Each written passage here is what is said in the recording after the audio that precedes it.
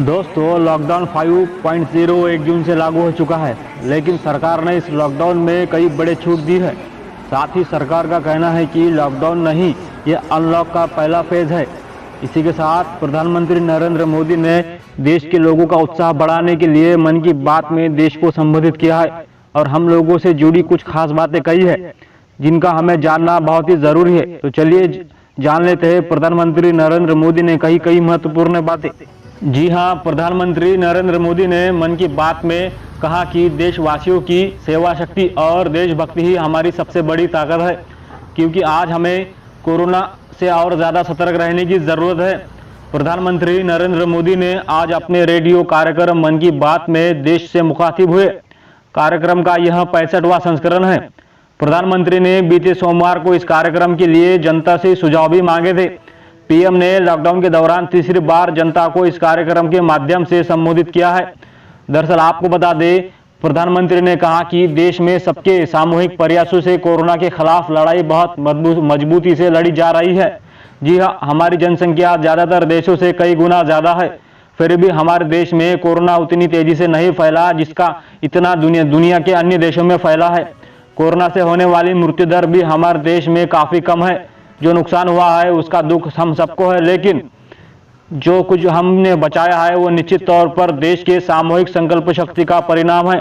उन्होंने कहा कि पिछली मन की बात के समय पैसेंजर ट्रेन, बसें, हवाई सेवा बंद थी। इस बार काफी कुछ खुल चुका है। श्रमिक स्पेशल ट्रेन चल रही है, हवाई जहाज उड़ने लगे हैं, उद्योग भी धीरे धीरे चलने लगे हैं। ऐसे में हमें और ज्यादा सतर्क रहने की जरूरत है।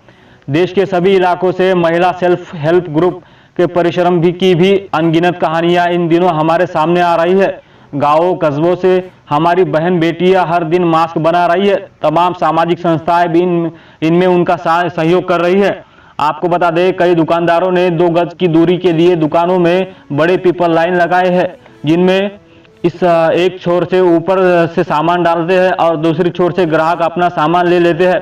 संकट की इस घड़ी में इनोवेटिव गांवों से लेकर शहरों तक, छोटे व्यापारियों से लेकर स्टार्टअप तक हमारी लैब्स कोरोना से लड़ाई में नए नए तरीके इजाद कर रही है, इनोवेशन कर रही है। दरअसल आपको बता दें, प्रधानमंत्री ने कहा कि हमारे देश में भी कोई वर्ग ऐसा नहीं है जो कठिनाई में ना हो, परेशानी में ना हो, और इस संकट की सबसे बड़ी चोट अगर किसी पर पड़ी है तो वो हमारे गरीब मजदूर श्रमिक वर्ग पर पड़ी है। उनकी तकलीफ, उनका दर्द, उनकी पीड़ा शब्दों में नहीं कही जा सकती। जो दृश्य आज हम देख रहे हैं, इससे देश के अतीत में जो कुछ हुआ इसके अवलोकन और भविष्य के लिए सीखने का अवसर भी मिला है। आज हमारे श्रमिकों की पीड़ा में देश के पूर्वी हिस्से की पीड़ा को देख सकते हैं।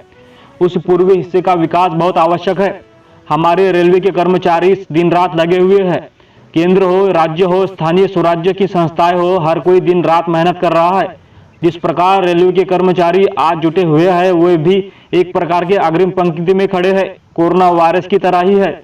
आपको बता दें, कई श्रमिकों की स्किल मैपिंग हो रही है, कई स्टार्टअप का काम चल रहा है। दरअसल आपको बता दें, साथ ही केंद्र सरकार ने अभी जो फैसले लिए हैं उससे गाँव में रोजगार, स्वयं रोजगार, लघु उद्योग से जुड़ी विशाल संभावना खुली है। पीएम ने कहा कि कोरोना संकट के इस दौर में मेरे विश्व के अनेक नेताओं से बातचीत हुई है। इन दिनों उनकी बहुत ज्यादा दिलचस्पी योग और आयुर्वेदिक के संबंध में होती है। आपके जीवन में योग को बढ़ाने के लिए आयुष मंत्रालय ने इस बार का एक अनोखा प्रयोग किया है। आयुष मंत्रालय ने माय लाइफ माय योगा नाम से अंतर्राष्ट्रीय वीडियो ब्लॉग उसी की प्रतियोगिता शुरू की है। भारत ही नहीं, पूरी दुनिया के लोग इस प्रतियोगिता में हिस्सा ले सकते हैं।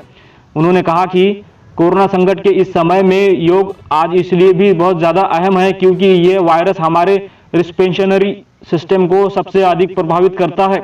योग में तो रिस्पिरेशनरी सिस्टम को मजबूत करने वाली कई तरह के प्राणायाम है, जिनका असर हम लंबे समय तक देख सकते हैं। जी हाँ दोस्तों, ये थी हमारे आज की बेहद महत्वपूर्ण और ताज़ा खबरें। उम्मीद करते हैं आपको इससे कई महत्वपूर्ण जानकारियां मिली होगी। साथ ही एक लाइक और शेयर दिल से कर दीजिएगा, क्योंकि आपका एक लाइक ही हमारी मेहनत का फल होता है। धन्यवाद।